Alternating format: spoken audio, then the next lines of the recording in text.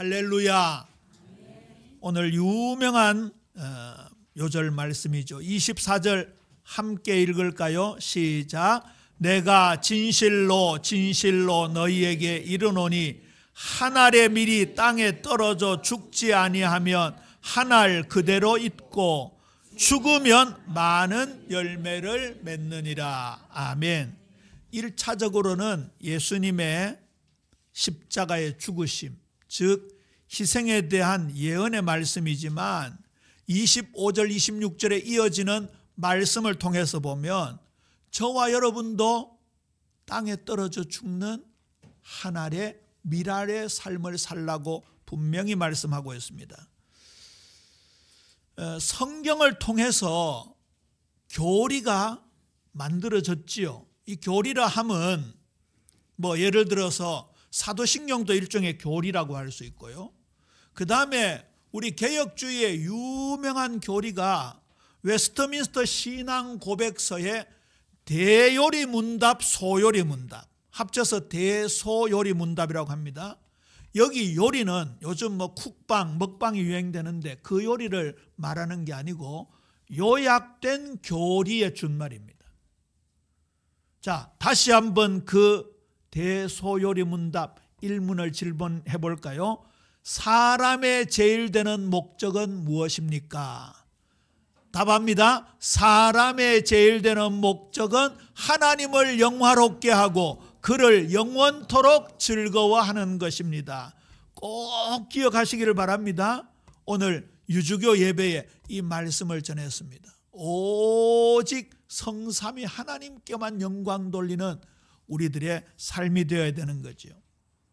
그런데 성경은요, 상당히 많은 분량, 아니 거의 대부분의 분량이요, 우리의 삶의 지침으로 주어졌다는 사실을 한시도 잊지 말아야 합니다. 그 세계적으로 유명한 기업가인데요, 제가 그 원 영상을 다 못 봤기 때문에 정확하게 근거를 댈 수 없어서 그냥 유명 기업인이라고 해두겠습니다. 어쨌든 세계 부호 10손가락 안에 중에 거의 탑급에 해당되는 분인데요, 이분과 목사님 두 분인 것 같아요. 서로 대화를 하는 장면을 봤는데요, 이분이 어디에 감동을 받아서 그날 예수님을 이렇게 고백을 하더라고요. 근데 그 고백이 산상수훈의 한 부분이었어요. 자기는 산상수훈의 예수님의 말씀을 듣고는 이 자신의 기존의 개념을 확 떨쳐버리고, 야, 이분이야말로 진짜 우리의 삶을 리더해 나가시는 분이구나, 그렇게 고백을 하더라고요. 그리고 그 미국 목사님으로 추정되는 분이요, 분명히 이렇게 얘기했어요. 예수님이 당신의 구주시요 당신의 삶의 주인이심을 믿습니까? 라는 질문에 긍정적으로 답을 하는 걸 봤어요. 오늘 이 말씀이 우리의 기존의 생각을 확 바꾸는 말씀이 되어야 됩니다. 오늘 읽지는 않았지만 20절에 보세요. 명절에 예배하러 올라온 사람 중에 헬라인 몇이 있는데, 이 헬라인이 그리스를 말합니다. 오늘날 세계 국가명 중에 그리스를 말합니다. 이 그리스 사람들은 수백 년 동안 이어오는 철학에 굉장히 관심이 많았던 사람입니다. 인간은 어떤 존재일까? 인간답게 살려면 어떻게 해야 되는가? 이런 옛 성년의 말씀을 굉장히 많이 들었던 사람입니다. 이 동양으로 치면은 공자, 맹자 이런 사람들이겠죠. 우리나라로 치면 퇴계 이황이라든지 율곡 이이 같은 그런 분들이겠죠. 그런 사람들이 이 인간답게 사는 방법, 인간의 존엄성, 인간은 어디서부터 왔는가, 이런 데 대한 고민을 하면서 철학이 굉장히 발달된 그런 나라였어요. 이 헬라인들이, 그리스 사람들이 예수님의 소문을 들었겠지요. 아, 저기 유대 땅에 한 귀퉁이에 굉장한 현인이 나타났다. 장애들 말로 말하면 대단한 철학가가 나타났다. 사실 예수님 당시, 바울 당시에 그리스 철학은 좀 몰락의 길을 걷고 있었습니다. 철학에서 답을 못 얻어가지고 사람들이 많이 방황하는 시대였어요. 사도행전에도 나옵니다마는 스토익 철학, 에피쿠로스 철학이라고 성경에 나옵니다. 그분들은 궤별론자라 그래가지고 나중에는 막 이 말을 가지고 떠들고 다니는 그런 철학자들이 많은 시대였어요. 무슨 말인가 하면 세상 학문, 세상의 문명에 지금 한계에 딱 부딪혔다는 얘기예요. 아까 우리 집사님이 현 정국을 정확하게 두 가지로 대비되는 것을 기도했지요. 지금 무슨 내용과 무슨 내용이 지금 국회에서 싸우고 있습니까? 탄핵과 비상계엄. 여러분, 저 행정에 수반되는 대통령이 무슨 출신이에요? 검찰총장 출신입니다. 그리고 국회의원들, 법을 만드는 사람이 자기 전문 분야에 전부 최고 엘리트들이 모여 있습니다. 물론 도둑놈도 있고 조폭 출신들도 있지만 어쨌든 최고 출신들이 모여가지고 우리나라를 한번 멋지게 한번 살아보자고 모였는데 지금 보세요. 이거 치킨 게임이라 그러잖아요. 서로 막 기차가 서로 한 레일에서 콱 만나는 걸 치킨 게임이라 그래요. 이게 지금 끝간데 없이 콱 싸우고 있어요. 무슨 일이 벌어질지 모릅니다. 분명히 우리가 어릴 때 시골에서 자라던 환경과 지금 환경이 문명적으로, 학문적으로, 의학적으로 너무너무 많이 차이가 나고 발전했습니다. 옛날에는 고칠 수 없었던 병을 지금 고치잖아요. 성도 바꿔버리고요. 김씨 이스 성을 아는 거 알죠? 별별 병을 다 고치는 시대입니다. 그런데 오늘날 인간성은 어떻습니까? 오늘날 인간관계는 어떻습니까? 더 무너지고 있습니다. 그런 한계를 만난 사람이 오늘 예수님 앞에 온 거예요.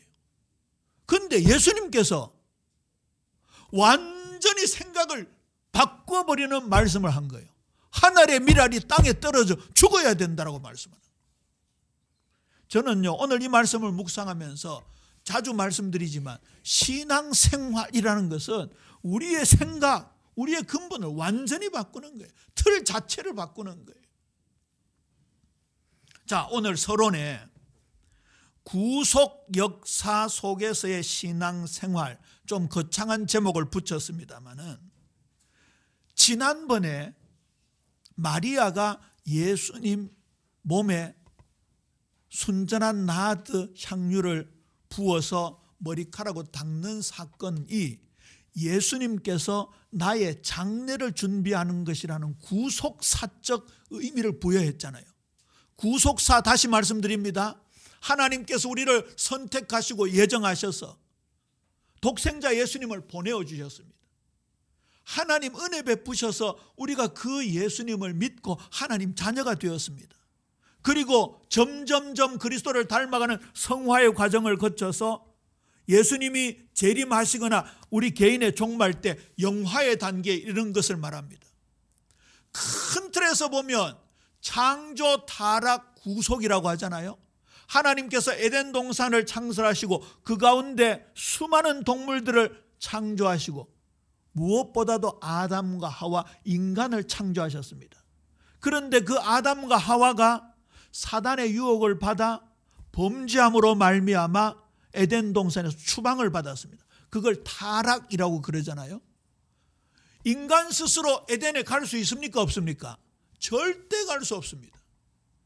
그 에덴 동산 동서남북 사방으로 천사들이 화염검을 가지고 가로막고 있기 때문에 인간의 힘으로 다시 회복할 수 없습니다.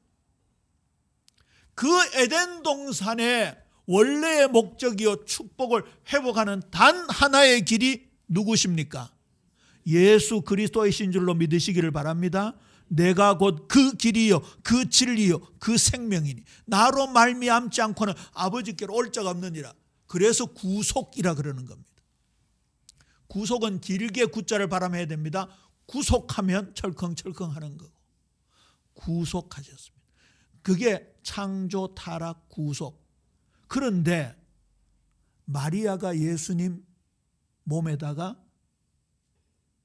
순전한 나드 향유를 부은 사건, 예수님은 그 구속 역사 속의 한 부분으로, 지난번에 보라 세상죄를 지고 가는 하나님의 어린 양이로다라는 세례 요한의 외침을 말씀드리면서 동일한 의미를 부여했는데요. 마태복음 3장에 보면 예수님께서 세례를 베풀고 있는 요한에게 가서 나한테 세례를 베풀어 달라고 말씀하셨습니다. 그때 요한이 깜짝 놀라가지고, 아니 내가 주님께 세례를 받아야지 우리 주님이 어떻게 나에게 세례를 받을 수 있습니까? 할 때에 예수님께서 이렇게 말씀하셨습니다. 이제 허락하라. 우리가 이와 같이 하여 모든 의를 이루는 것이 합당하니라. 이게 구속 역사의 엄청난 시작이었습니다. 예수님의 공생의 첫 말씀이었습니다. 그리고 지난주에 우리 함께 말씀 나누었잖아요. 호산나 찬송하리로다 주의 이름으로 오시느니 곧 이스라엘의 왕이시여. 저는 아무리 묵상해봐도요, 이날 이스라엘 백성들이 우리말로 하면 미쳐도 단단히 미쳤지. 어느 날 갑자기 집단적으로 성령 충만 받아가지고 그동안 배척하고 그동안 육신적인 메시아로 예수님을 따르던 사람들이요, 만왕의 왕이심을 찬송하는 대목이 나옵니다. 저는 이 사건도 성경에 기록한 예언의 말씀이 이루어지도록 하나님께서 비상사역으로 이들 전체에 성령 충만을 주셔가지고 예수님을 만왕의 왕으로 만주의 주로 호산나 찬송하도록 인도하신 것 같아요. 저는 이 마리아의 헌신이 우리의 삶에도 그대로 이어져야 된다. 아까 찬송가 111장 불렀잖아요. 귀중한 보배합을 주 앞에 드리는 것. 황금 유향 모략을 보배합에 담아서 예수님께 드렸던 동방박사를 생각해 보세요. 그들이 그냥 우연히 일어난 일이 아니잖아요. 분명히 예수님의 탄생을 찬양하는 엄청난 사건이었잖아요. 그런데 찬송가 111장은 그들의 경배가 우리의 경배와 헌신으로 이어질 것을 말씀하고 있다, 그 말입니다. 아까 말씀드렸죠. 성경은 교리의 원천이 되기도 하지만 성경 말씀은 우리의 삶의 지침이 된다고요. 예수님께서 어릴 때 자라는 장면이 누가복음 2장 52절에 나오잖아요. 예수가 키가 자라고 지혜가 자라고 하나님과 사람에게 사랑스러워 가시더라. 그런데 그 똑같은 성장 과정을 거친 인물이 한 사람 나오죠. 사무엘입니다. 사무엘의 성장 과정에도 키가 자라고 지혜가 자라고 하나님과 사람에게 사랑스러워 갔다는 내용의 대목이 나옵니다. 스데반이 돌에 맞아 죽을 때였잖아요. 뭐랄까요? 무의식적인 상태 아니었겠어요? 돌에 맞아가지고 온몸이 피투성이가 되고 머리에 맞아서 정신이 혼란한데, 그때 스데반의 입술에서 자동적으로 나온 내용이요, 주여 저들의 죄를 저들에게 돌리지 마옵소서. 용서하고 죽었습니다. 저는 그 스데반의 무의식 속에서 튀어나온 게요, 예수님의 십자가의 삶이 스데반에게 고스란히 완전 체질이 되었다는 것 외에는 설명할 길이 없습니다. 수면 내시경 할 때 조심하셔야 됩니다. 수면 내시경 할 때 욕하는 사람도 있고 세상 노래 부르는 사람도 있고 안 그래도 이 속에 있는 게 나옵니다. 바울은 예수님의 고난을 내 육체에 채운다는 고백을 하고 있습니다. 그게 오늘 2부 말씀의 내용입니다. 다시 말해서요, 우리 예수님의 전생에, 특별히 공생의 고난과 십자가의 죽으심의 그 사역이 우리 사랑하는 성도님들의 삶과 하나가 되는, 예수님과 일심동체가 되어지는 은혜가 있게 되기를 주님의 이름으로 축원합니다. 드디어 영광을 얻으실 때가 되었습니다. 이것도 마찬가지입니다. 그 영광이 세상의 영광과 육신의 영광과는 완전 다른 영광이었습니다. 예수님은 공생에 3년을 사시면서 치유를 행하시기도 하고 기적을 베푸시기도 하고 심지어 죽은 나사로를 살리기도 하셨습니다.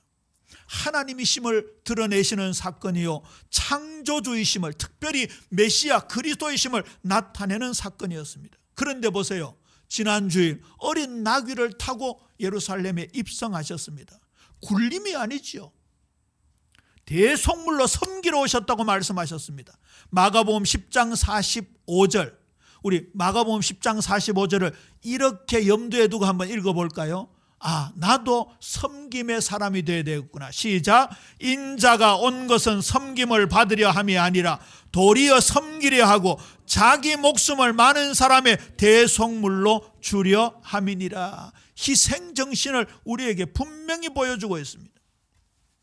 예수님을 대단한 현인으로, 예수님을 대단한 철학가로, 뭔가 지혜를 얻으려고 왔던 그들을 향하여, 표적을 구하는 유대인들을 향하여, 굴림하는 것만 봐왔던 대제사장 바리새인들 서기관들을 향하여 인자가 온 것은 섬김을 받으려 함이 아니요 도리어 섬기려 하고 많은 사람을 위하여 대속물로 주려 왔다고 말씀하십니다.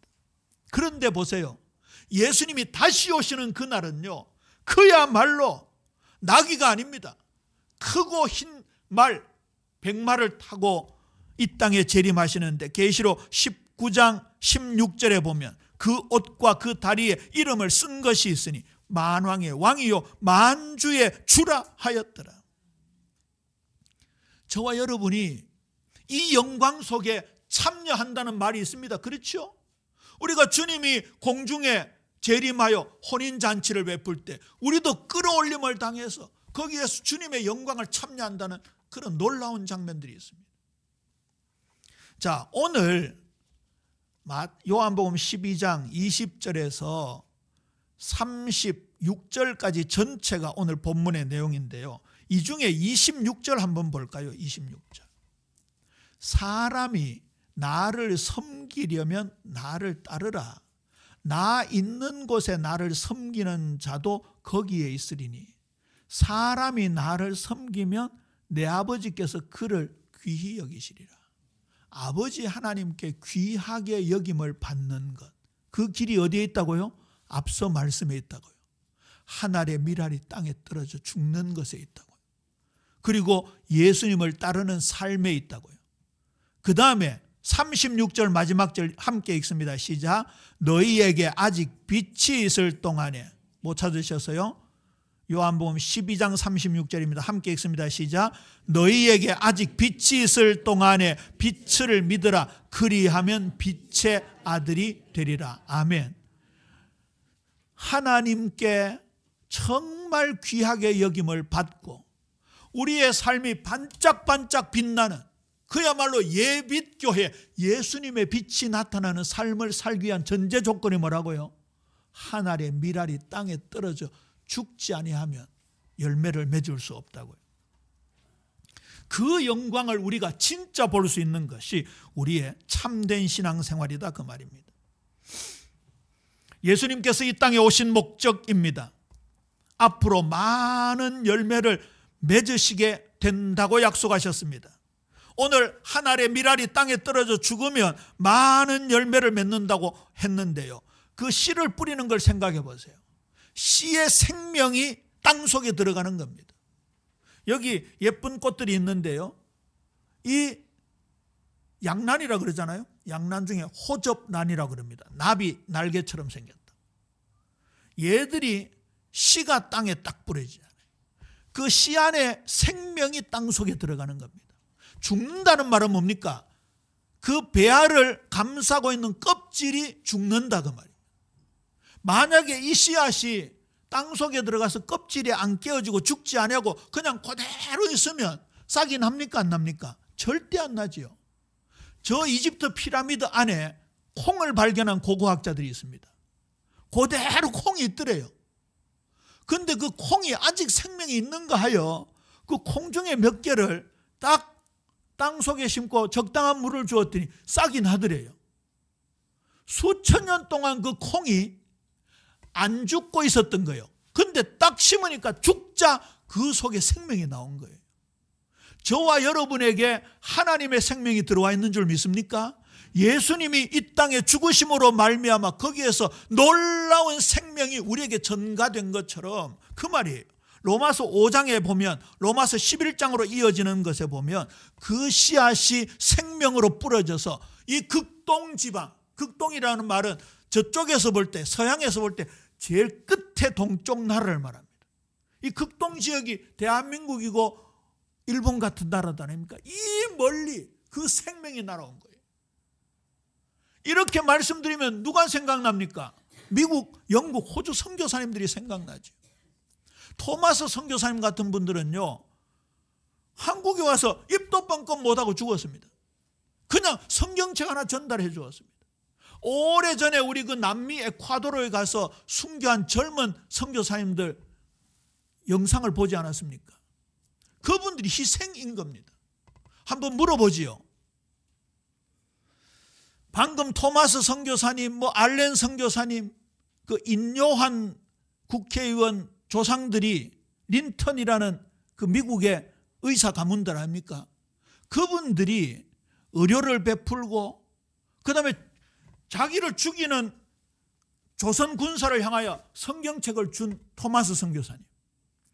아프리카에 간 어느 영국 선교사님은 분명히 장전된 총을 가지고 있었어요. 그런데 토인들이 와가지고 창으로 찌를 때 그냥 그대로 죽어버렸어요. 복음 한 번 못 전하고. 나중에 이 사람들이 예수 믿고 나서 그 선교사님 품에 있던 총을 그제서야 문명을 알게 되니까 봤는데 총알이 장전된 총이었대요. 안 쏜 거예요. 내가 이곳에 이들에게 예수님을 전해서 이들의 생명을 살려야 되는데 내가 저들을 죽이면 어떻게 되겠는가? 그런 마음으로 돌아가신 거예요. 그들의 헌신, 의료사업, 교육이 복음을 전하는 수단이었다기보다는요, 저는 오늘 이 말씀을 묵상하면서 그냥 예수님의 사랑이었다는 생각이 들더라고요.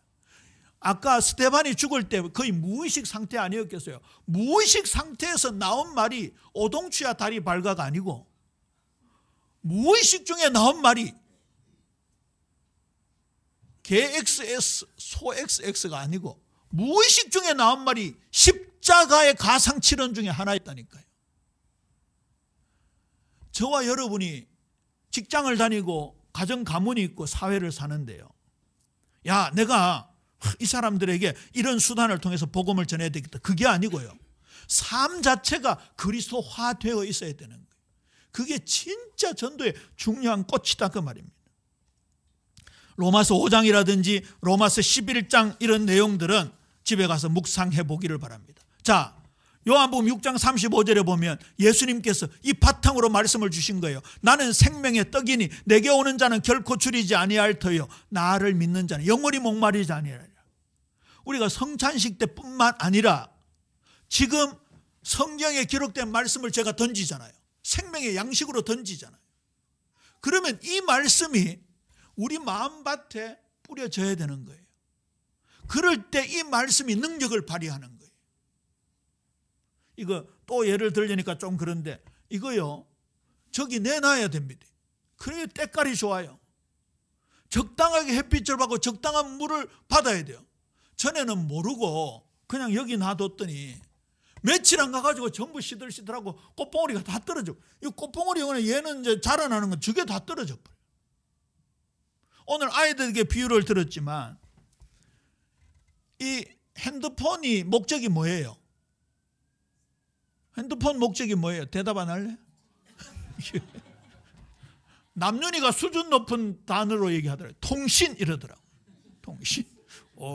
그냥 전화하는 게 아니고 통신이라더라고요. 지금은 이 핸드폰이 스마트폰이라 그래서 PC 기능을 가지고 있잖아요. 게임도 하고 카톡도 하고 사진도 찍고 별걸 다 합니다. 그런데 이걸 가지고 못 박은 데 쓰면 어떻게 되겠어요? 망가지지요. 요즘은요, 옛날에요 진짜 벽돌폰 그런 거 있었잖아요. 막 던져도 안 망가지도록 만드는 그런 것들이 있었어요. 그래가지고 삼성이 최근에는 약간 잘 망가지도록 만든대요. 빨리 교체하도록. 이거 가지고 망치질하면 안 되는 거예요. 이거 가지고 남 때리는 데 사용하면 안 되는 거예요. 저와 여러분에게 하나님은 영광 돌리는 존재로 창조하셨는데 그 영광이 말씀을 통해서 하나님의 생명, 예수님의 생명이 이 속에 들어와야 될 줄로 믿습니까? 그리고 보세요. 예수님의 죽음을 통해서 세상 임금이 쫓겨나고 모든 사람을 주님 품으로 인도하신다고요. 이제 이 세상에 대한 심판이 이르렀으니 이 세상 임금이 쫓겨나리라. 내가 땅에서 들리면 모든 사람을 내게로 이끌겠노라. 보세요. 결국은 하나님 만나는 길을 여시고 그 속에 하나님의 생명을 우리에게 부여해 주신다는 말이에요. 오늘 말씀 중에 특별히 기억해야 될 말씀이요, 29절이에요. 곁에 서서 들은 무리는 천둥이 울었다고도 하며 또 어떤 이들은 천사가 그에게 말하였다고도 하니, 하나님의 음성이 천둥처럼 들렸던 곳이 몇 군데인데 그 중에 대표적인 게 사도행전 9장이에요. 다메섹 도상을 향하여 가던 사울에게 예수님이 나타나셔서 사울아 사울아 내가 어찌하여 나를 핍박하느냐. 주여 네 시오니까 나는 네가 핍박하는 예수니라. 바울은 그 음성을 직접 들었습니다. 선명하게 알아듣도록 들었습니다. 근데 주위에 있는 사람들은 그냥 큰 소리로 들렸습니다. 주님의 말씀이 때로 강한 천둥 소리로 들리는 거예요. 저와 여러분이 세상 공동체에 속해 있잖아요. 회사에 속해 있고 가문에 속해 있잖아요. 또 동네 이웃 같이 함께하는 친구들 속에 있잖아요. 저와 여러분의 삶이 그들에게 큰 울림이 되어야 되는 거예요. 울림을 주는 삶이 되어야 되는 거예요. 예수님께서 세례를 받고 요단강에서 올라오실 때 변화산에 변화되었을 때 하늘에서 소리가 들렸잖아요. 이는 내 사랑하는 아들이 내 기뻐하는 자니 너희는 그의 말을 들을지어다. 이런 말씀이 큰 울림으로 제자들의 마음을 파고들었던 거예요. 그 큰 울림을 주는 삶이 삼대지입니다. 우리 삼대지 제목 함께 읽어볼까요? 시작. 우리도 예수님처럼 살아갑시다. 다시 이거 귀에 못이 박히도록 강조하는 부분입니다. 하나님의 말씀은 교리의 원천이기도 하지만 우리의 삶의 지침입니다. 예수님이 공생의 3년을 살고 가시면서 분명히 말씀하셨습니다. 내가 아버지로 말미암아 사는 것처럼 너희는 나로 말미암아 살아가라. 분명히 말씀하셨습니다. 고린도전서 11장 1절 내가 그리스도를 본받은 것처럼 너희는 나를 본받는 자들아. 믿음은 본이라는 것, 신앙생활의 본이라는 걸 분명히 말씀하셨습니다. 그래서 앞으로 우리가 함께 나눌 거지만 오늘 작은 씨앗이 땅에 뿌려져서 죽는 걸 가지고 저는 요한복음 15장 13절에서 14절 말씀으로 이어보았습니다. 사람이 친구를 위하여 자기 목숨을 버리면 이보다 더 큰 사랑이 없나니 너희는 내가 명하는 대로 행하면 곧 나의 친구라. 율법의 완성은 사랑이라고 말씀하셨습니다. 친구를 위하여 목숨을 버리는 사랑을 예수님이 실천하셨고 우리에게도 이 사명을 공급하고 계시는 것입니다. 예수님의 생명은 사람의 생명이 아니고 하나님의 생명입니다. 아버지께서 자기 속에 생명이 있음같이 아들에게도 생명을 주어 그 속에 있게 하셨고 또 인자됨으로 말미암아 심판하는 권한을 주셨느니라. 생명을 주셨다 약속하셨습니다. 그래서 내 생명은 죽이는 겁니다. 심지어 내 생명은 미워하는 겁니다. 밀알의 비유를 하시고는 자기 생명을 사랑하는 자는 잃어버린다 말씀하셨습니다. 이 세상에서 자기 생명을 미워하는 자는 영생하도록 보존된다고 약속하셨습니다. 누가복음 14장 16절에서 27절 함께 읽습니다. 시작. 무릇 내게 오는 자가 자기 부모와 처자와 형제와 자매와 더욱이 자기 목숨까지 미워하지 아니하면 능히 내 제자가 되지 못하고, 누구든지 자기 십자가를 지고 나를 따르지 않는 자도 능히 내 제자가 되지 못하리라. 늘 말씀드리는 거 아닙니까? 이 십자가가 예배당 표시가 아닙니다. 이 십자가가 자매님들 목걸이하고 반지하는, 귀걸이하는 그 액세서리가 아닙니다. 만약에 하고 계신다면 버리라는 말이 아니고, 이 십자가가 자기 희생을 상징한다는 사실을 오히려 더 믿으시기를 바랍니다. 오늘 딱 예배당에 오실 때 예비교회 간판이 보이잖아요. 딱 들을 때 예비교회, 그리고 우리 교단 마크에 십자가 딱 붙어 있잖아요. 땡 칠 때 십자가 보이잖아요. 여기 자기 십자가가 나오잖아요. 이게 한 알의 밀알이 땅에 떨어져서 그 껍질이 벗겨지는, 죽는 거다 말입니다. 그런 사람에게 예수님이 참된 제자가 되리라는 말씀을 하고 계십니다. 현인을 찾아왔던 헬라인 그리스인들에게, 고상한 얘기를 기대했던 그들에게 진짜 천둥처럼 마음을 울리는 말씀이 오늘 이 말씀이었습니다. 이 말씀을 받는 사람들은 하나님의 귀하게 여김을 받는, 하나님의 사랑을 받는 사람들이 될 것이고 예수님의 제자들이 될 것입니다. 그러나 이 말씀을 거부하면 그냥 돌아가는 거예요. 결국 한계를 만나게 되는 거예요. 지금 대한민국이, 전국이 혼란하고 우리 성도님들 개인적으로 경제적으로 어려움을 겪기도 하고 또 육체적인 고통을 겪기도 할 것입니다. 육체적인 고통에 대한 부분, 현 상황의 어려움에 대한 부분은 오늘 2부 예배에서 하나님 귀한 말씀을 주실 것입니다. 그러나 우리가 진짜 우리의 다음 오는 영광에 대한 삶을 우리가 제대로 누리려면요, 이 말씀 속에 붙잡혀야 합니다. 진짜 제자의 도를 따라가야 되는 거예요. 우리 예비인 모든 성도님들 한 분도 예외 없이, 우리 자녀들까지 오늘 예수님이 우리에게 허락하시는 조회, 하나님의 생명, 불신자들에게 분명히 없는 겁니다. 그렇죠? 이 대한민국이 절대 줄 수 없는 겁니다. 앞으로 유토피아가 벌어지겠습니까? 그렇지 않습니다. 우리 짧은 생애를 통해 경험하고 있지 않습니까? 인류 역사를 통해 경험하고 있지 않습니까? 뭐가 더 발달돼야 우리에게 행복이 오겠습니까? 무슨 평안이 오겠습니까? 돈이 많을수록, 권력이 있을수록 더 경쟁이 심해집니다.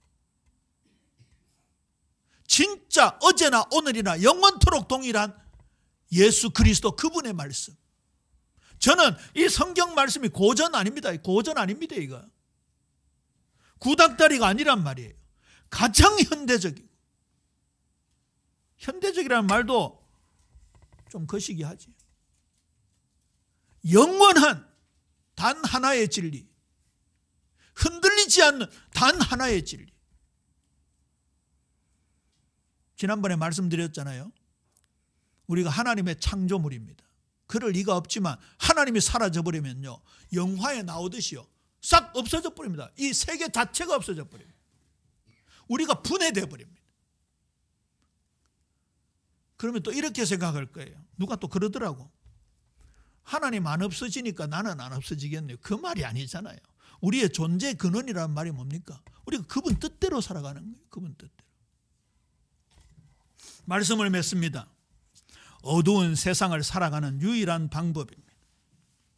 주의 말씀은 내 발의 등이요 내 길의 빛이니이다. 생명의 떡, 말씀을 먹는 방법 외에는 없습니다. 그렇잖아요. 빛이 있을 동안에 다녀서 어둠에 붙잡히지 않는 삶을 살라고 분명히 말씀하고 계십니다.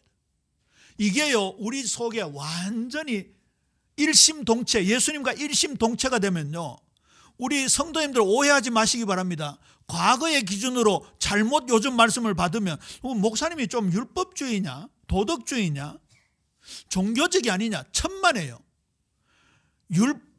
법을 말하는 것보다, 도덕을 말하는 것보다 심지어 상식을 말하는 그 이상이다 그러면 양심 그 이상입니다. 그게요 바울의 고백입니다. 내게 능력 주시는 자 안에서 내가 모든 걸 할 수 있느니, 이 말은요 우리 인간의 기준을 훨씬 뛰어넘는 거예요. 그게 스데반의 삶이고 오늘 2부의 바울의 삶이에요. 우리가 그 빛이 있을 동안에 빛과 함께, 빛 되시는 주님과 함께 다닐 때 어둠에 사로잡히지 않는다고요.